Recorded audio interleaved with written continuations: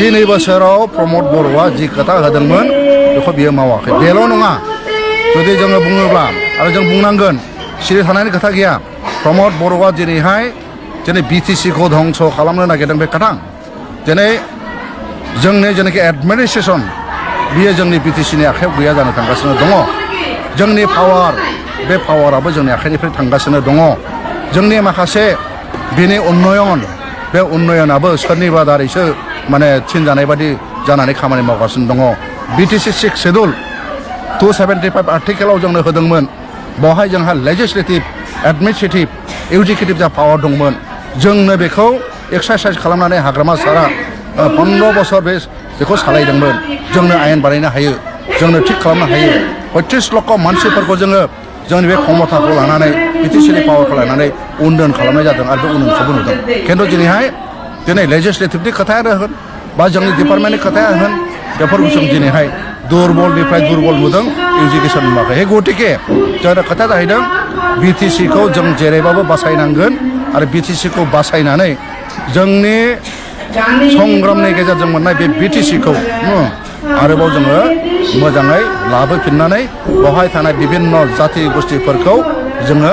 मोजाङै जाहाथे लांनांगोन जे महिलाफोरनो जे माखासे खोथा होलांदोंमोन थाखा फैसा होनायनि आसनि होनायनि बेखौ बिथांमोनहा दिनैहाय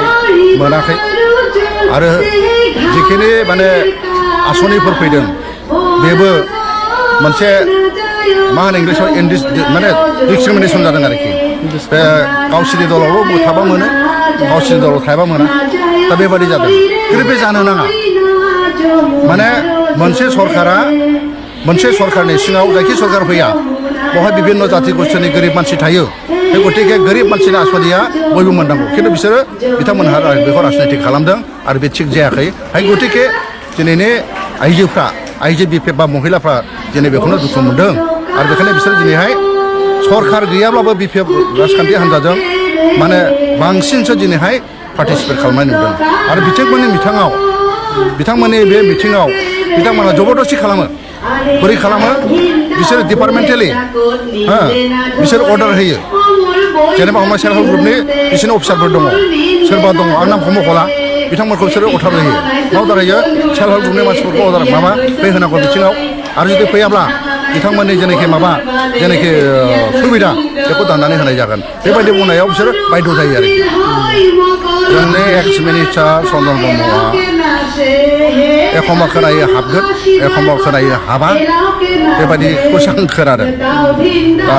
EM रन्जित बसुमतारी बिथाङा मा बुंदों आं बेखौ आं खोनायाखै आरो जोंनिफ्राय जोङो बेखौ नुदों जे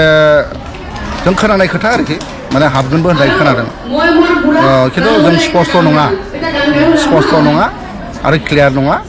आरो बियो मा सानदों मा सानाखै बेनि खोथा दा बुंनांगौ खोथा गैला खारन बेहाबो दायित्व दंमोन बिफे हिसाबै दा बेखौ बुंनानै फोलावनाय लाब गैला जोङो समालोचना खोथा गैया जे दैदेनगिरि हिसाबै सिन्था खालामनानै खामानि मावोब्ला मोजां आरोखि आं बेखौनो बुंबाय फैबाय थानाय बिसायख'थिनि थाखाय माबायदि थियारि जोङो बिराद थियारि जोङो एखेबारे साखाफारा जानानै दङ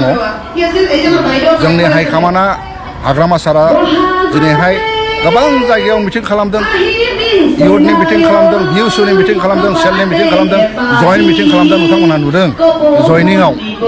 जों सरकार गैया खिन्थु सरकार गैयाब्लाबो ओरैबायदि जयेन जादों 1000 2000 1500 बिदि जाबाखै होमबा बिदि जादों